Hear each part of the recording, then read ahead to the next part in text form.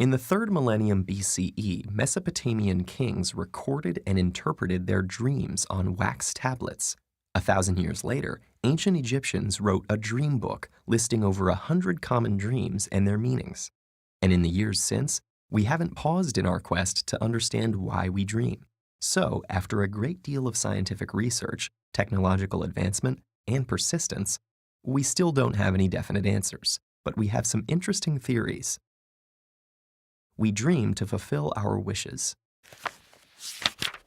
In the early 1900s, Sigmund Freud proposed that while all of our dreams, including our nightmares, are a collection of images from our daily conscious lives, they also have symbolic meanings, which relate to the fulfillment of our subconscious wishes. Freud theorized that everything we remember when we wake up from a dream is a symbolic representation of our unconscious primitive thoughts, urges, and desires.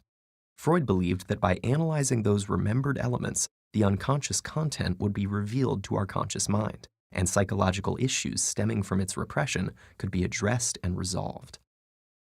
We dream to remember. To increase performance on certain mental tasks, sleep is good, but dreaming while sleeping is better. In 2010, researchers found that subjects were much better at getting through a complex 3D maze if they had napped and dreamed of the maze prior to their second attempt. In fact, they were up to 10 times better at it than those who only thought of the maze while awake between attempts, and those who napped but did not dream about the maze. Researchers theorize that certain memory processes can happen only when we are asleep, and our dreams are a signal that these processes are taking place. We dream to forget. There are about 10,000 trillion neural connections within the architecture of your brain. They are created by everything you think and everything you do. A 1983 neurobiological theory of dreaming called reverse learning holds that while sleeping, and mainly during REM sleep cycles, your neocortex reviews these neural connections and dumps the unnecessary ones. Without this unlearning process, which results in your dreams, your brain could be overrun by useless connections, and parasitic thoughts could disrupt the necessary thinking you need to do while you're awake. We dream to keep our brains working. The continual activation theory proposes that your dreams result from your brain's need to constantly consolidate and create long-term memories in order to function properly.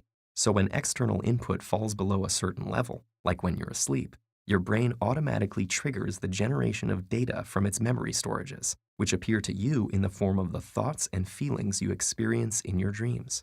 In other words, your dreams might be a random screensaver your brain turns on so it doesn't completely shut down. We dream to rehearse.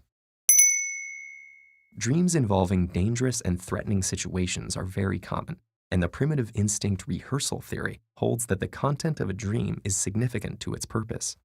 Whether it's an anxiety-filled night of being chased through the woods by a bear or fighting off a ninja in a dark alley, these dreams allow you to practice your fight or flight instincts and keep them sharp and dependable in case you'll need them in real life. But it doesn't always have to be unpleasant. For instance, dreams about your attractive neighbor could actually give your reproductive instinct some practice too. We dream to heal. Stress neurotransmitters in the brain are much less active during the REM stage of sleep, even during dreams of traumatic experiences, leading some researchers to theorize that one purpose of dreaming is to take the edge off painful experiences to allow for psychological healing. Reviewing traumatic events in your dreams with less mental stress may grant you a clearer perspective and an enhanced ability to process them in psychologically healthy ways. People with certain mood disorders and PTSD often have difficulty sleeping, leading some scientists to believe that lack of dreaming may be a contributing factor to their illnesses. We dream to solve problems. Unconstrained by reality and the rules of conventional logic, in your dreams, your mind can create limitless scenarios to help you grasp problems and formulate solutions that you may not consider while awake. John Steinbeck called it the committee of sleep, and research has demonstrated the effectiveness of dreaming on problem solving. It's also how renowned chemist August Kekule discovered the structure of the benzene molecule, and it's the reason that sometimes the best solution for a problem is to sleep on it. And those are just a few of the more prominent theories.